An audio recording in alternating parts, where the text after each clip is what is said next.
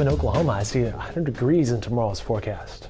Hi, I'm Dave Morris. It's Tuesday, July 9th. Coming up in today's editions of The Play, we look at tomorrow's headlines, a legal challenge to the state income measure, and ideas that come to life at the push of a button.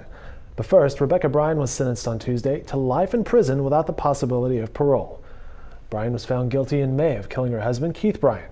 The Nichols Hills fire chief was shot to death in the couple's Mustang home back in 2011. Rebecca Bryan originally told investigators an intruder shot her husband, but detectives later found the gun and bullet casings in the couple's dryer. And the items found in the home were key evidence in the case. The jury recommended a life sentence, which was upheld by Canadian County District Judge Gary Miller. Judge Miller refused to suspend any of the sentence, and you can read more about the judge's decision and the court case by reading Nolan Clay's article in Wednesday's Oklahoman. A referee at the state Supreme Court heard oral arguments on the state's recently approved income tax measure. The bill calls for the state's top income tax rate to be reduced in the 2015 calendar year.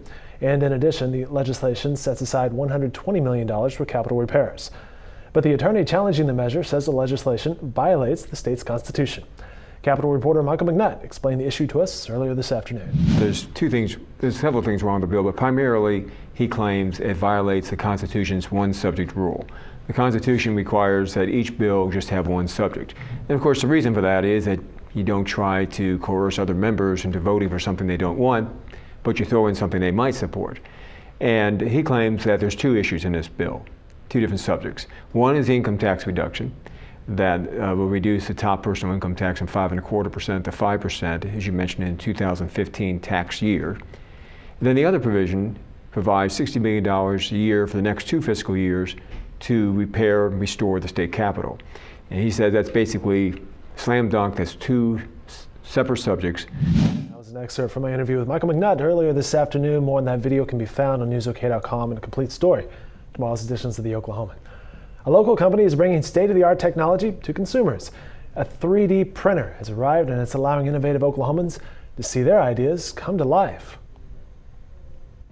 Just allows me to try a whole bunch of different things, relatively inexpensive. It just doesn't cost a whole lot. You don't mind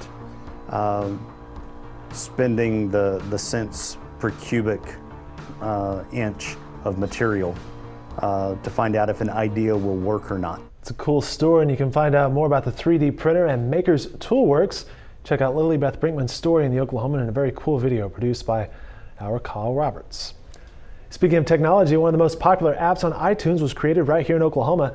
Life Church's YouVersion Bible app hit the 100 million downloads marker earlier this summer. Religion editor Carla Hinton spoke to church leaders about the overwhelming response to the app. The story of the Bible app is less a story about an app and more a story about a movement.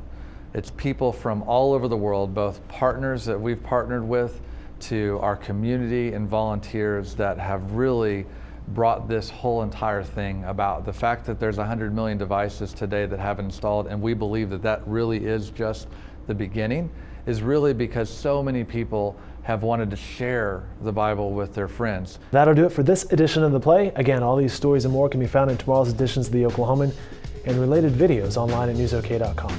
Have a great evening, everybody, and thanks for watching.